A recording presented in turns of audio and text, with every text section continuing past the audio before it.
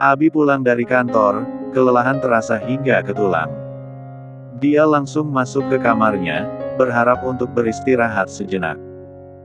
Rea yang baru saja menyelesaikan salat Asyar, segera mendatangi suaminya dengan penuh kelembutan. Ia meraih tangan Abi lalu menciumnya, mengambil jas luar Abi dan meletakkannya di gantungan. "Tumben Mas Abi pulangnya cepat?" tanya Rea dengan rasa penasaran yang dalam. "Soalnya tidak ada yang menemani kamu selain ibu," kata ibu. "Akhir-akhir ini kamu sering merasa bosan," jawab Abi sembari melepaskan kemeja luarnya dan ia tetap tersenyum pada istrinya meski sedang lelah. Rea tampak terharu, "Sebenarnya aku nggak apa-apa kalau cuma ditemani ibu. Lebih baik Mas Abi fokus ke kerjaan saja soalnya kan, kita baru pulang liburan." "Pasti kerjaannya Mas Abi menumpuk," ujar Rea yang tidak ingin merepotkan suaminya. Abi kembali menoleh ke Rea, hatinya terasa hangat saat melihat wajah istrinya. "Tidak apa-apa.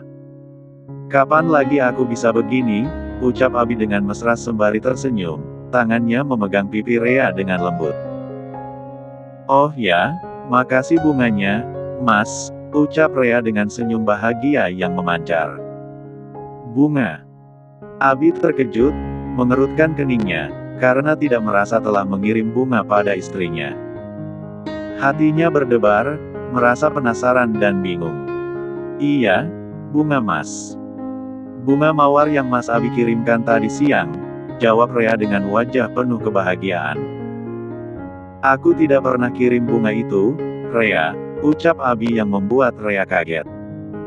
"Sebentar, aku tunjukkan."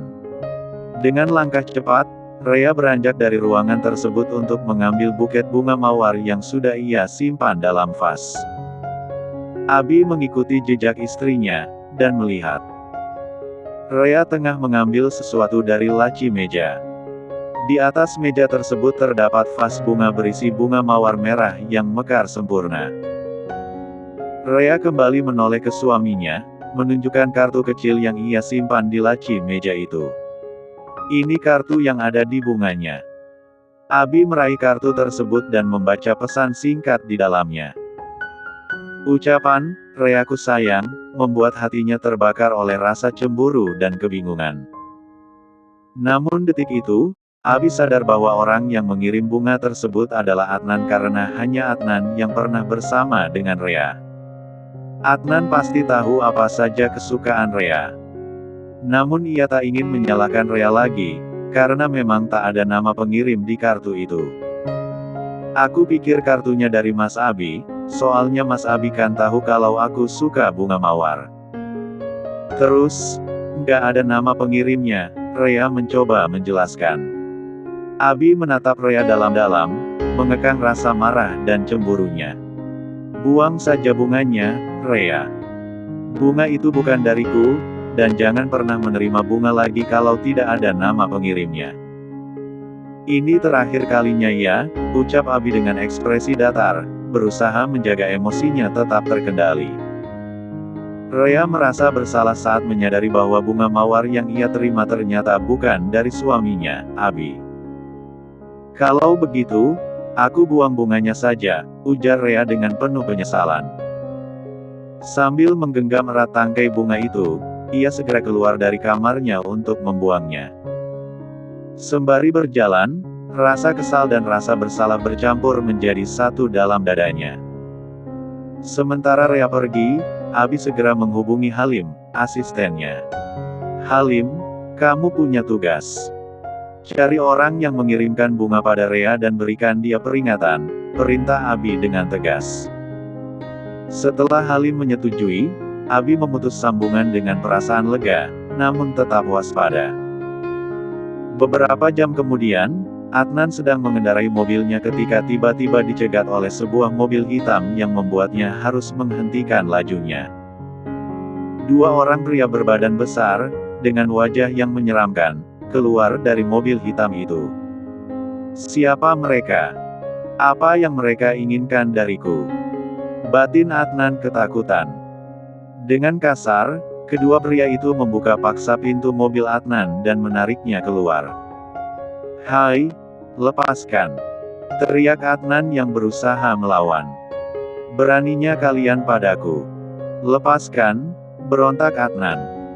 Ada dua orang yang keluar dari dalam mobil dan mereka berdua membantu rekan mereka memasukkan Adnan ke dalam mobil. Mobil hitam itu melaju meninggalkan mobil Adnan. Mereka membawa Adnan ke sebuah gudang kosong, dan di sanalah mereka satu persatu secara bergantian memukuli Adnan habis-habisan hingga mengeluarkan banyak darah. Namun, Adnan masih bisa sadar. "Kenapa kalian memukulku?" tanya Adnan dengan suara gemetar, menahan rasa sakit di sekujur tubuhnya. Hatinya berkecamuk, ingin mengetahui alasan para pria ini menyerangnya. Salah satu pria berbadan besar itu melangkah maju ke arah Adnan yang sudah tak berdaya. Saking tak sanggupnya menahan tubuhnya hingga dua orang memegang tangannya dan posisi Adnan berlutut dengan kepala menunduk. Salah satu pria yang berdiri di depan Adnan meraih dagu Adnan hingga wajah Adnan mendongak. Adnan menatap tajam pria di hadapannya, dengan berbagai rasa yang bersarang di dalam hati. Dia merasa amarah membara, tak pernah menyangka bahwa akan ada pihak yang sengaja mencelakakannya. Sebagai seorang laki-laki yang selalu merasa dirinya tegar dan kuat, Adnan merasa terhina dan terpukul oleh apa yang baru saja menimpanya. Saat itu juga, Adnan melupakan ketakutannya, rasa sakitnya, dan merasa lebih kuat dari sebelumnya. Dalam benaknya tertanam tekad keras untuk membayar apa yang sudah dilakukan para pria itu kepadanya. "Kami memukulmu sebagai peringatan," ucap pria tersebut sambil menatap Adnan tajam. "Peringatan apa? Hah?" tanya Adnan dengan nada bingung. "Ini peringatan untuk orang yang suka bermain api. Kalau kau tidak mau mati, sebaiknya hati-hatilah. Jangan pernah menggoda istri orang ataupun mengirim barang padanya. Kalau sampai terulang lagi, semua gigimu akan kami rontokkan sampai tak tersisa," ancam pria berbadan besar itu sambil mengepalkan tangannya. Mendengar peringatan itu, Adnan tahu bahwa orang yang menyuruh mereka menghajarnya pastilah Abi. Sejenak hati Adnan merasa penasaran dan marah, namun kemudian dia tersenyum miring. "Tuanmu benar-benar orang yang sangat menyedihkan. Dia seperti mafia saja. Beraninya main keroyokan. Dasar pria pengecut, hanya bisa diam-diam melakukan hal ini," ucap Adnan dengan rasa amarah yang mulai memuncak. Salah satu pria itu kembali melayangkan pukulannya ke wajah Adnan untuk membuat Adnan diam. Adnan merasakan sakit yang tak tertahankan di wajahnya, namun dia tidak akan menyerah begitu saja. "Bisanya keroyokan. Dasar brengsek kalian," teriak Adnan dengan suara yang penuh kemarahan dan penentangan. Dia bertekad akan membalaskan dendamnya kepada Abi dan pria-pria yang berani menyakitinya ini. "Hancurkan saja kakinya bos supaya dia tidak angkuh lagi. Kita sisakan nyawanya saja seperti perintah bos," ucap salah satu pria yang memegang lengan Adnan. Adnan kaget dan takut mendengar ucapan pria yang ingin menghilangkan kakinya. "Beritahu Tuan Prana, walau dia menghancurkan kakiku, aku tidak akan berhenti sampai mendapatkan kembali milikku." Dua pria di depan Adnan kembali melayangkan pukulannya ke perut Adnan sampai Adnan meringis kesakitan.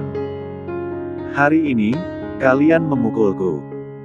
Besok, aku akan membuat kalian masuk penjara bersama bos kalian," ancam Adnan. "Memangnya kau tahu siapa bos kami?" tanya pria di depan Adnan dengan sikap yang tenang, tidak merasa takut sama sekali. "Tentu saja aku tahu. Dia Tuan Prana. Aku akan membongkar kejahatannya di depan media supaya dia hancur. Dia akan masuk penjara bersama kalian," ucap Adnan dengan penuh nada ancaman. Mereka semua malah tertawa mendengar ancaman Adnan. Pria itu kembali bicara, "Aku tidak mengenal siapa Tuan Prana." Lalu ia menatap ketiga rekannya, "Apa kalian mengenal orang yang dia sebutkan tadi?" Kami juga tidak tahu. Kami baru mendengar namanya disebut.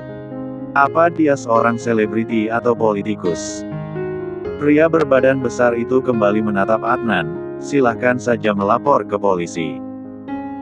Aku akan mengakuimu sebagai orang hebat kalau kau berhasil menangkap orang yang kau maksud. Pukuli dia lagi sampai dia menyadari perbuatannya yang memalukan. Mereka semua kembali menghajar Adnan sampai pingsan. Lalu meninggalkan Adnan di sana sendirian. Tak lama, ambulans datang dan petugas medis segera membawa tubuh Adnan yang tak sadarkan diri ke mobil ambulans lalu membawa Adnan ke rumah sakit. Sampai di rumah sakit, orang tua Adnan dihubungi oleh pihak rumah sakit. Bu Ratri yang mendengar kabar anaknya masuk rumah sakit, begitu syok sampai ia menangis sepanjang perjalanan ke rumah sakit. "Adnan!" seru Bu Ratri kala melangkah masuk ke ruang IGD. Di sana Adnan terlihat berbaring di atas berangkar, baru saja ditangani oleh dokter dan Adnan pun sudah sadarkan diri. Bu Ratri makin syok melihat anaknya penuh luka di sekucur tubuhnya. "Ya Allah, Adnan. Kenapa kamu bisa jadi begini, nak?" tanya Bu Ratri sambil menangis melihat semua luka anaknya. "Ada orang yang menculikku lalu memukulku, Bu." "Siapa yang melakukannya, Adnan?" tanya Pak Bimo. "Tidak tahu ayah, tapi aku curiga kalau yang melakukannya adalah Abi. Cuma aku tidak punya buktinya. Para preman itu tidak mengakuinya," jelas Adnan. "Adnan, ayah sudah bilang padamu kemarin. Relakan saja Rea. Carilah wanita lain yang tidak akan mendatangkan masalah untuk kita, karena mengejar Rea memang salah Adnan. Kau juga bisa dituntut karena mengganggu kenyamanan orang." Adnan hanya diam saja. Pagi-pagi sekali, seolah tak ingin membuang waktu, Bu Ratri bergegas datang ke kediaman Prana untuk mengadu pada Rea dan keluarga yang lain mengenai pengeroyokan yang dialami oleh Adnan. Dalam situasi tegang seperti ini, rasanya tak mungkin berdiam diri tanpa mencari kebenaran. Begitu mendengar adanya tamu, pelayan yang diberitahu oleh Satpam tentang kedatangan Bu Ratri, langsung melaporkannya ke ruang makan di mana semua orang sedang sarapan. "Maaf Tuan, di luar ada orang yang berteriak dan marah-marah. Dia sangat ingin bertemu dengan Nyonya Rea," ucap pelayan tersebut dengan nada tergopoh-gopoh, sambil berdiri di samping Abi yang sedang duduk sarapan. Rea langsung menanggapi pertanyaan pelayan tersebut, perasaannya bercampur. Antara penasaran dan kesal. "Siapa, Mbak?" "Ibu-ibu, Nyonya. Saya coba menanyakan namanya, tapi dia malah menyuruh saya segera memanggil Nyonya Rea keluar. Dia bersikeras tak akan pergi sebelum bisa bicara langsung dengan Anda," sahut pelayan itu dengan wajah khawatir. Nyonya Dayana, Julia, Estiana, Gio dan Elia, yang juga sedang sarapan di meja yang sama, tampak penasaran dengan siapa gerangan wanita yang membuat heboh tersebut. Bahkan Abi pun menatap mereka dengan perasaan ingin tahu yang sama.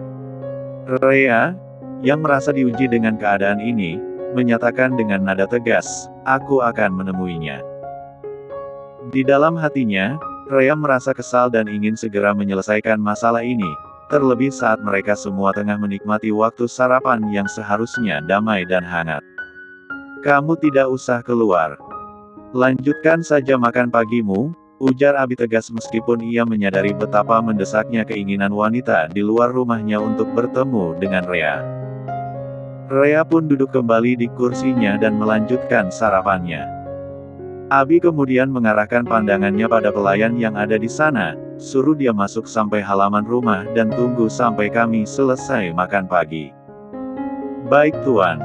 Pelayan meninggalkan ruang makan. Abi kemudian menatap semua anggota keluarganya yang hadir, "Jangan biarkan orang di luar itu mengganggu kalian. Nikmati saja makan paginya." Semua kembali fokus pada makanannya.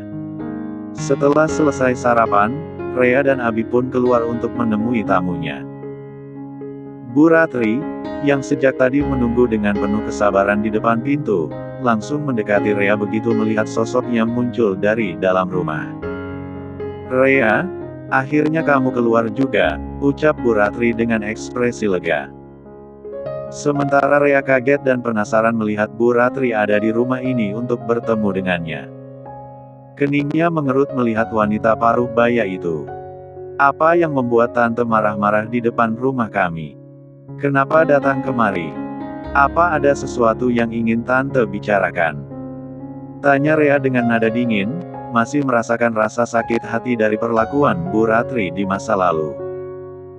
Adnan dikeroyok orang sampai dia babak belur, dan sekarang dia dirawat di rumah sakit, karena kondisinya parah. "Jujur hatiku sangat terpukul.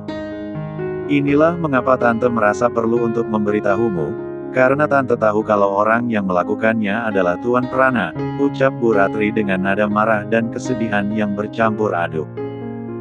Rea mencoba memahami rasa sakit yang mungkin dirasakan Bu Ratri, tetapi kemarahan terlihat dari sorot matanya karena tuduhan Bu Ratri. Abi, yang merasa dituduh oleh Bu Ratri, melangkah maju dan menatap tajam wanita tersebut. Dengan suara yang tegas, ia bertanya, "Memangnya ibu punya bukti kalau saya pelakunya?" Bu Ratri terdiam, wajahnya nampak bingung dan tak bisa menjawab apa-apa. Rea bisa merasakan keraguan Bu Ratri. "Kenapa Tante diam begitu? Bukannya Tante harus mencari bukti dan fakta yang jelas, baru menilai seseorang dengan benar?" ucap Rea. Dalam situasi seperti ini, ia merasa seharusnya Bu Ratri lebih berhati-hati dalam mengambil kesimpulan dan menuduh orang tanpa landasan yang kuat. Tentu saja, ia lebih percaya pada suaminya, terlebih saat Abi membantahnya, ia semakin kesal pada Bu Ratri. Apa tidak terpikir oleh Tante, bahwa mungkin saja orang yang melakukannya itu adalah musuh Adnan yang lain? Lanjut Rea dengan tatapan marah ke Bu Ratri. Selama ini Adnan tidak pernah punya masalah, tapi sekarang tiba-tiba saja dia dikeroyok. Bukankah itu aneh? Ucap Bu Ratri, mencoba memaparkan pikirannya. "Tante terus-terusan menuduh suami saya tanpa bukti yang jelas, saya bisa menuntut Tante dengan kasus pencemaran nama baik. Jadi hati-hati ya, Tante. Lebih baik Tante fokus mencari kebenaran daripada langsung menuding sembarangan," ucap Rea tegas. Namun, Bu Ratri masih kekeh pada dugaannya. "Tapi Rea, Tante yakin Tuan Prana lah pelakunya. Adnan selama ini tidak punya musuh, jadi dia pasti yang melakukannya," ucap Bu Ratri dengan nada berat. "Tante, cobalah berpikir lebih jernih. Menuduh tanpa bukti akan membuat Tante rugi sendiri," ucap Rea yang mencoba menahan amarahnya. "Selama ini saya juga tidak pernah bertengkar dengan Adnan, bahkan jarang bertemu. Jadi, apa alasan ibu menuduh saya?" tanya Abi dengan ekspresi polos, seolah tak mengetahui apapun tentang insiden Adnan yang dikeroyok. Padahal, dialah yang menyusun rencana itu. Bu Ratri hanya bisa terdiam, bingung bagaimana menjelaskan alasannya yang sesungguhnya ia tak ingin mengakui di hadapan mereka berdua bahwa ia tahu Adnan mengejar Rea. Perasaan Rea mendidih saat melihat Bu Ratri terdiam dan tidak bisa menjawab pertanyaan suaminya. "Lebih baik Tante pergi dari sini. Jangan sampai saya melaporkan Tante ke polisi karena tuduhan yang tidak berdasar," ancam Rea dengan nada tegas. Takut akan ancaman Rea, Bu Ratri mengurungkan niatnya untuk melanjutkan pertengkaran. Ia pun perlahan melangkah keluar dari rumah mereka, dengan perasaan kecewa. Mimpinya untuk meminta pertolongan Rea demi anaknya sirna seketika. Berdiri di depan pagar, Bu Ratri menghela nafas berat. Niat baiknya untuk berbicara dengan Rea, agar Rea mau membantu Adnan, ternyata berbuah kegagalan. "Dasar sialan," gumamnya lirih, merasa seolah tak ada yang mengerti apa yang tengah ia rasakan. Segera, ia naik ke mobilnya dan melajukan mobilnya meninggalkan kediaman Prana. Sementara Rea yang masih berdiri di depan pintu rumah, mencium tangan suaminya sembari tersenyum. Hati-hati di jalan, Mas.